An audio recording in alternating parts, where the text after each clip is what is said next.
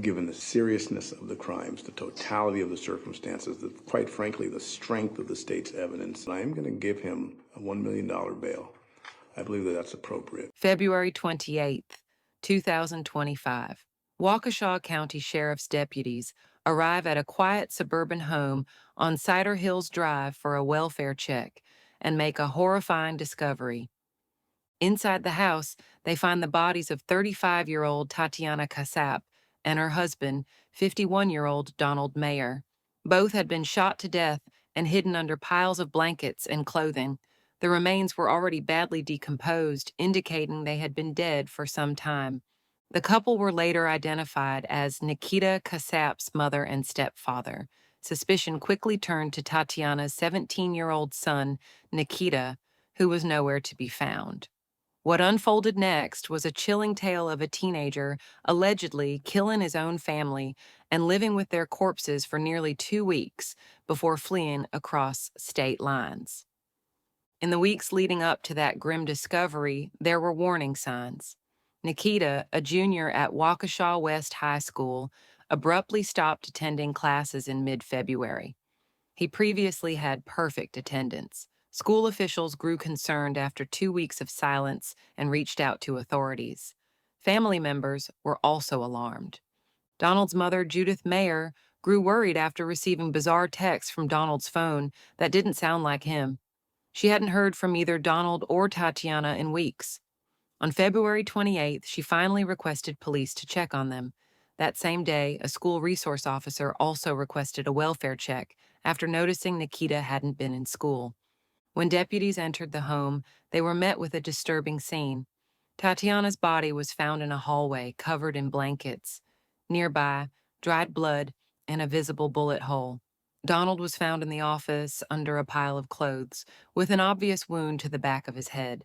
The advanced decomposition suggested the murders happened around mid-February. Court records later confirmed Tatiana was shot multiple times, including in the neck and torso.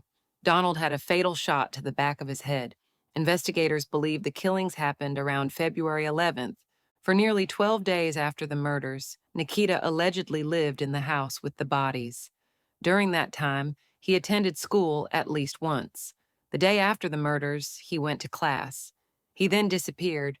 Behind closed doors, he was hiding the evidence. Police found the corpses covered, the heat turned up high, and the home ransacked.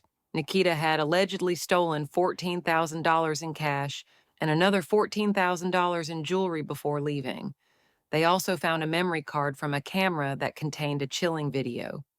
In the video recorded days after the murders, Nikita is seen lighting candles beside Donald's body. He looks into the camera and says, "I can literally see the rotting body there." The video became key evidence. On February 23rd, a neighbor saw Nikita leaving in Donald Mayer's SUV. His own car was left behind, but the family's small dog was gone too. Over the next few days, investigators traced his route through Illinois, Iowa, Nebraska, Wyoming, and Colorado. He was heading west. Then, late on February 28th, police in Waukene, Kansas, pulled over a Volkswagen Atlas that had blown through a stop sign. Inside was Nikita. The dog was with him. Police found Donald's .357 Magnum revolver in the vehicle, the suspected murder weapon. They also found spent shell casings, ID cards, passports, ammunition, and thousands in stolen cash. Investigators also discovered messages Nikita had allegedly sent to someone in Russia, discussing plans to flee to Ukraine. In one of them, he asks, "While in Ukraine, I'll be able to live a normal life, even when it's found out I did it." Authorities believe Nikita planned not just the murders, but his escape. He had reportedly told a female classmate weeks earlier that he wanted to kill his parents. He also threatened to kill her if she told anyone. She didn't report it at the time. She was scared. On March 27, 2025, charges were formally filed.